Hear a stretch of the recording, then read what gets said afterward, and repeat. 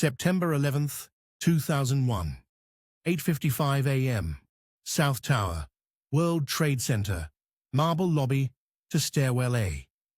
The floor vibrates, first like a subway passing deep underground, then like a freight train exploding through the earth.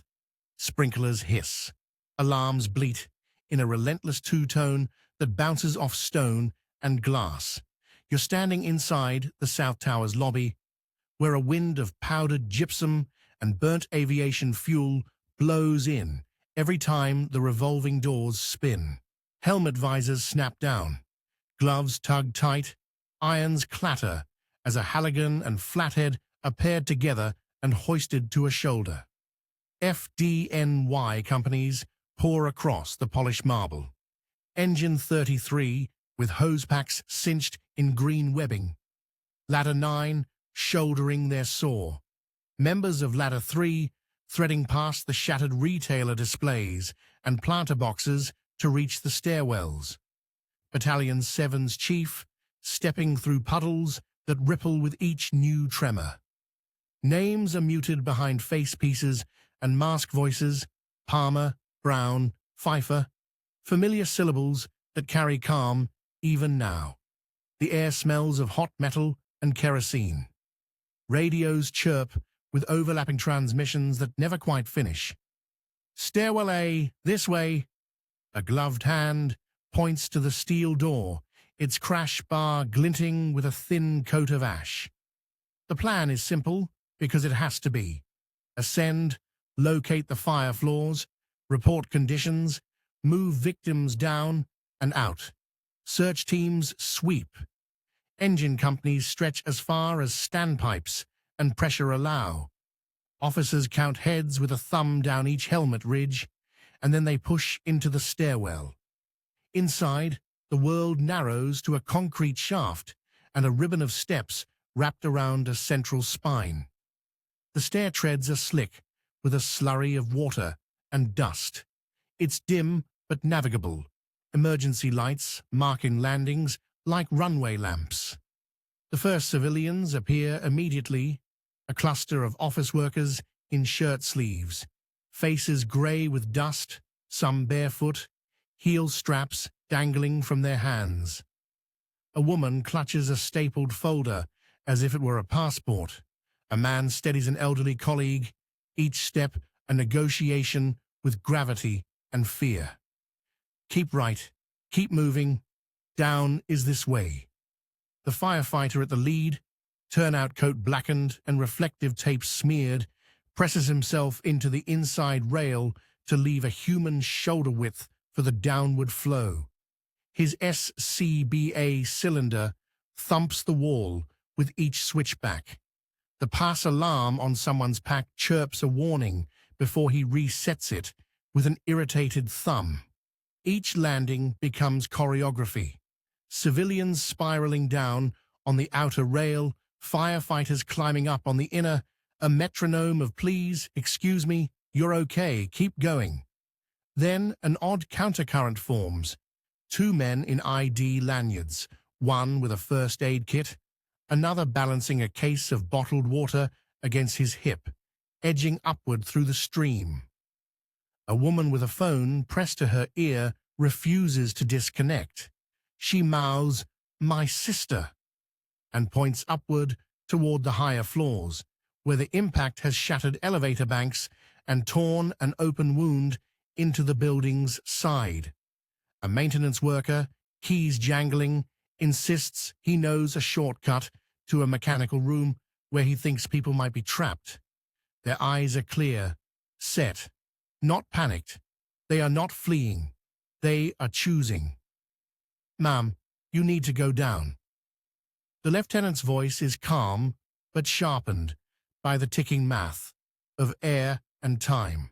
He can feel the weight of his bottle. He knows his pressure, his team's pace, the distance left to climb. The woman shakes her head and steps around him. On her shoulder is a bright green jacket with big white letters, "Floor Warden." She holds a small flashlight, like a candle. The column pushes higher. Landing numbers blink past. 20, 25, 30. The stairwell breathes like a lung. Downrush air when the door below opens. Updraft heat from floors nobody wants to picture.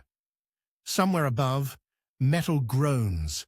First a single, long wail song. Then intermittent pops as sheetrock and ductwork give way. Engine 33 pauses to open a standpipe cabinet. A firefighter bleeds a valve, counts the pressure, nods, and they continue upward. Hose folds squeaking like wet canvas. The radios bite through the stairwell's concrete echo. Transmissions about the North Tower, about a second impact, about conditions on the 78th floor sky lobby. Fire, heavy smoke, multiple victims. An officer listens, head tilted, and decides, keep going. The training folds over the fear. One foot, then the next. After the 40s, we'll reassess, he tells his team. Though everyone knows reassessment is a luxury the building may not grant. They turn a landing and encounter another countercurrent. A middle-aged man in a blue dress shirt is hauling a portable defibrillator by its strap. Behind him, two younger co-workers share the weight of a badly burned colleague, his sleeves charred into fringes, revealing skin a color of polished cherry. We came from 81, the man says, as if answering a question no one asked. They need more help up there. He nods at the firefighter's gear, irons, rope bag, thermal camera case, and the look he gives is not relief but permission, as if passing a torch. Then he and his team begin their careful descent around the outside rail, whispering apologies when their burden bumps a knee or boot. The firefighters can't help but look at the ones going up. A janitor with a loop of master keys, a receptionist with a list of names creased and damp in her palm, two building engineers with radios clipped to their belts, talking to each other about vent fans and mechanical flaws and smoke migration, a security supervisor with a ring of flashlights, handing them out like lifelines as he climbs. The counterflow shouldn't exist. In 1,000 drills, stairwells are one-way rivers. But here, in this shaft of concrete and dust, ordinary people decide that descent can wait. Somewhere below, the lobby has changed. Command posts, triage tarps, engines jockeying standpipe positions. But up here, the only world is the spiral and the people inside it. It is not heroic music that fills the stairwell, but the wet slap of shoes, the beep of radios, the patter of water through broken ceilings. The courage is quiet. A hand to a stranger's elbow, a flashlight passed from one palm to another, a firefighter stepping aside just enough to let someone with trembling knees make the turn first. And then the temperature rises. It's subtle at first, a warmth through the coat sleeves, then a dry heat that bites into the woven fibers at the edge of a glove. Smoke thickens from gray to brown. It tastes of wiring and carpet. The lieutenant swings his light across the next landing and reads the stenciled number, 44, and turns his head to speak into the mic clipped at his collar. The team stacks tight behind him, eyes narrowing into the soupy air, waiting for the order that will carry them higher still. The 44th floor.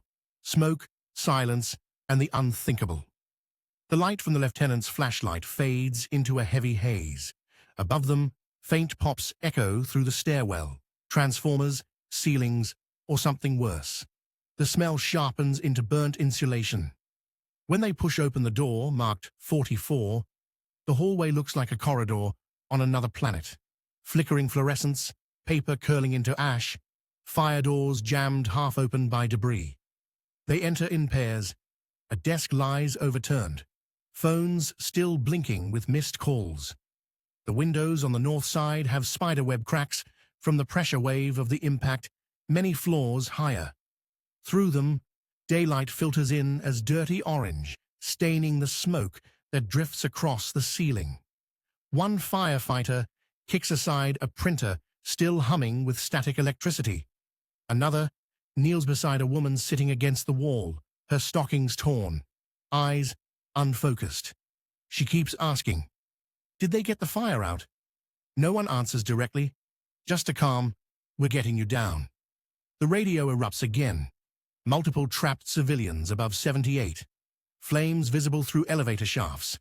Another transmission, barely readable, about the second plane striking the South Tower just minutes after the first. The lieutenant listens, frowning under his mask. They're already inside the building that's now become its own inferno. Let's move. The team guides the woman to the stairwell, one firefighter steadying her arm while another clears debris from the door with a shove. Outside the smoke-filled floor, the air in the stairwell feels almost clean. Each breath through the SCBA is a mechanical whisper. Inhale, click, exhale, hiss. Below them, 1,000 footsteps continue their steady rhythm downward. Thud, scrape, shuffle, sob. Then something extraordinary happens. Coming up the stairs again. This time, a group of civilians in makeshift masks, one carrying a first aid kit, another dragging a cart with bottled water. The firefighter nearest them pauses mid-step. "You folks need to head down," he shouts over the noise, but the woman leading them shakes her head. "There are injured on 78. We can help." He stares for a beat, helmet tilted, sweat running behind his mask. It's a moment that will etch itself into memory. Civilians climbing back into the firestorm, while men trained for chaos are still climbing up to meet it. He gives a short nod and steps aside. Then stay close to the wall. Keep low. The stairwell becomes a current of opposite intentions, some flowing down towards safety, others defying instinct to go up. Nobody says hero or foolish. There's only motion, breath, and the thrum of boots on concrete. By the time the firefighters reach the 48th floor, fatigue sets in like a lead weight in their arms. Air cylinders grow lighter, shoulders ache from hose packs. The lieutenant checks his gauge, less than half.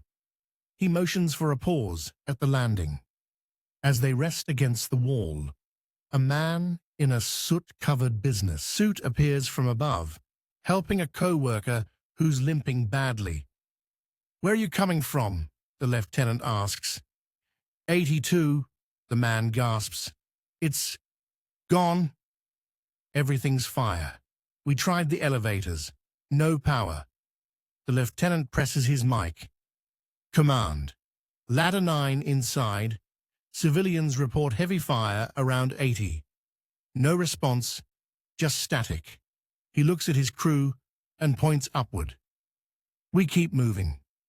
If we can make 78, we make it count." They climb again. The heat is worse.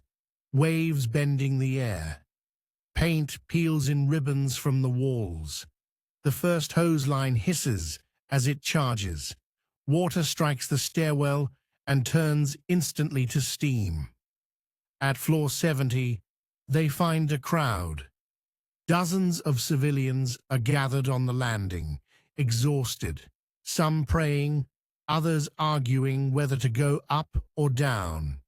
The firefighters push through gently, guiding as many downward as possible.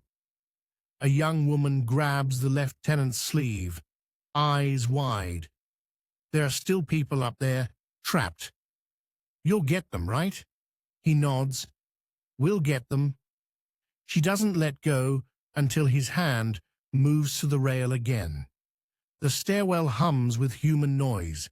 Boots, sobs, coughing, radios. Nobody truly knows what's happening above them. The lieutenant pauses once more, listening to the building's shifting heartbeats. Then, with one motion of his hand, he signals the next push upward, toward the impact floors, towards smoke and heat and what remains of those who stayed behind. The 78th floor sky lobby, where courage met fire. When they reach the door marked 78, the stairwell is filled with a heat that feels alive. The steel handle glows faintly, too hot for bare skin. The lieutenant wraps his gloved hand around it, counts silently, and pushes. The door opens onto chaos. The sky lobby, once a bright atrium where commuters switched elevators, is now a scene of smoke and broken light. Fluorescent fixtures swing from cables. Glass crunches under boots. Flames lick through holes where walls used to be, casting orange flashes that strobe across the floor. A piece of fuselage juts from the ceiling like a torn rib. Somewhere beyond the haze, someone is screaming for help. Engine 33, advance line through the center. Ladder 9, search. Orders echo, clipped and urgent. The men spread out, tethered by hose and instinct. Visibility drops to arm's length. Flashlights cut only short cones through the dust. The sound of dripping water mixes with the hiss of burning insulation and the steady, rhythmic cough of a building gasping for air. A cluster of civilians crouches beneath a collapsed section of wall. Their faces are grey masks of dust. Their clothes cling wet with sweat. One woman waves weakly, her voice hoarse.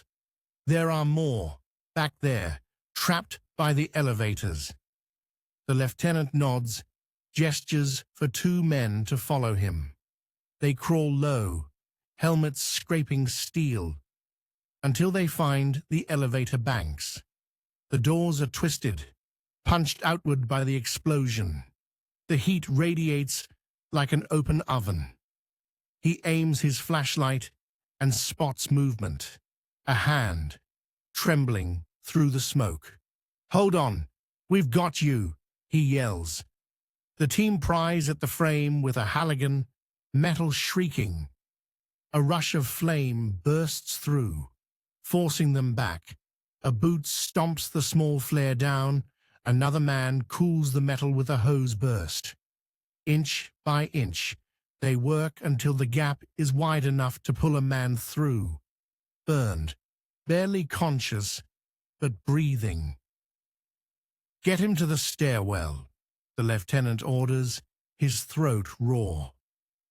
They pass the man to two civilians waiting by the door. The same group who had been climbing up with first aid kits minutes earlier. "We'll take him," one says, wrapping his jacket around the victim. The lieutenant catches her eyes, red rimmed with smoke, and nods. No words, just mutual recognition. Duty wears no uniform here. Above them, a distant rumble rolls like thunder across the floors. Ceiling tiles shudder, dust raining down in pale sheets. Someone yells, "It's the other tower! It's collapsing!" The radio crackles with half-heard transmissions. The command post below calling all units to evacuate. But the words come broken, fractured by interference. The lieutenant looks around. His crew scattered through flame and shadow, still moving victims, still advancing the line. He presses the transmit button. "Command, ladder 9, we're on 78. Multiple victims, heavy fire. Copy?" No answer. He tries again. Silence. A firefighter kneels beside a man pinned under a fallen beam. They work together, one lifting with a pry bar, another dragging the injured free. The building sways, a long, slow motion, like a ship turning at sea. Everyone freezes. You can hear it groan, the deep metallic moan of strained steel columns shifting under impossible load. Then faintly, a sound, like a soft wind whistling downward. It grows into a roar, a freight train inside a tunnel. Dust blasts down from the stairwell above. Someone shouts, "Collapse! It's coming down!" But it's too late for calculation. Only reaction. "Back to the stairs! Move!" he bellows. The hose is dropped. Flashlights jerk toward the exit. Civilians are hauled to their feet. The stairwell door flies open and bodies pour through, half crawling, half falling down the steps. The sound becomes deafening. The building's frames screaming as floors pancake above them. They drop their tools and dive. Helmets clatter. Air turns opaque, crushing. The world becomes grey weight. Dust, debris, sound, silence. The lieutenant feels his mask torn away by pressure, his shoulder slammed against concrete. The floor beneath him pitches like an elevator dropping through air. Then, darkness. A silence so total, it feels alive. Minutes or maybe seconds later, faint tapping echoes from somewhere in the debris. The lieutenant coughs, drags himself up, lungs searing. He can't see more than an inch ahead. The beam of his flashlight finds a wall that used to be a stairwell, now diagonal, fractured, but somehow still holding. He hears a voice, a whisper, close by. "Lieutenant, I'm here." He crawls toward it, finds one of his men pinned, but breathing. The radio on his chest spits static. No command, no city, no sound, except the moan of settling steel. The lieutenant presses the transmit button again. "Mayday. Ladder 9. We're still inside." No response, only the faint echo of his own voice bouncing through dust and ruin. Outside, on the streets below, those who escaped watch in horror as the South Tower gives way, folding into itself, the roar swallowing the skyline. The firefighters who had passed them minutes earlier, the ones climbing up while others came down, are now entombed within the collapse. And among them were civilians too, the ones who refused to flee, who climbed to help. For days, then weeks, rescue crews will dig through that mountain of ash and steel. They will find helmets beside office phones, flashlights beside key rings, and among those relics they will tell the story of the men who went up while others went down, and of the ordinary people whose courage stunned even them. The lieutenant's name and the names of his crew will later be etched into bronze at the memorial. Visitors will touch the letters and feel the coolness of the metal, unaware that in those final minutes, heroes and civilians alike moved together, not as strangers, but as one. Please subscribe for more in the future.